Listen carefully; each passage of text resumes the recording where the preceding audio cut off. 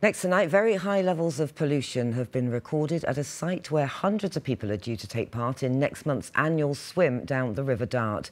The tests are the first at a number of newly designated bathing sites on the river, and they shed a new light on water quality at one of Devon's most famous rivers. Jonathan Morris popped along to check it out. Swimming here used to be a lucky dip. Now, thanks to new tests which started this year, we know a bit more. In fact, we know that Steamer Quay in Totnes failed 9 out of 10 tests. And in one test, levels were 20 times minimum standards. I wouldn't go into the water in this location. It's obviously really important that people continue these activities, and it's a wonderful thing that happens. It's almost a tradition, but there is a danger to going into the water.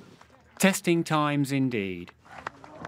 Especially when this is the start of the Dart 10K, when hundreds of swimmers will be swimming down the river. Organisers Level Water said the event had never had an outbreak of an illness. It said, water quality and personal tolerance to impurities both vary, and the decision to swim on any given day is a personal responsibility. The test results are disappointing, and we hope to see improvement quickly.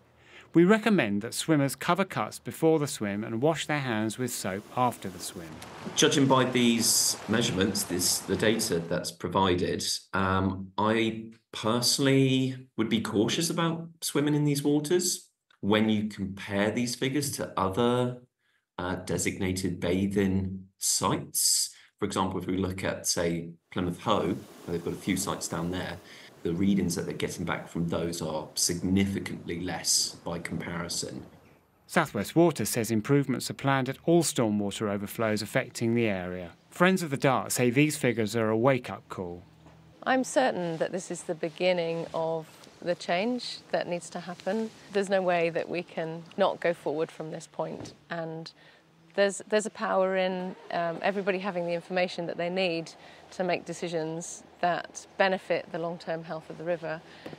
So I feel very optimistic. We don't want to hear about it. We want to see the action. We want it, and I mean, the action is them testing, but what's the follow-up? What happens next? What's the next step? And when do we start to see the results? So that way, being out on the water and doing all the activities that we do can then move forward and be cleaner again. Jonathan Morris, BBC Spotlight, Totnes.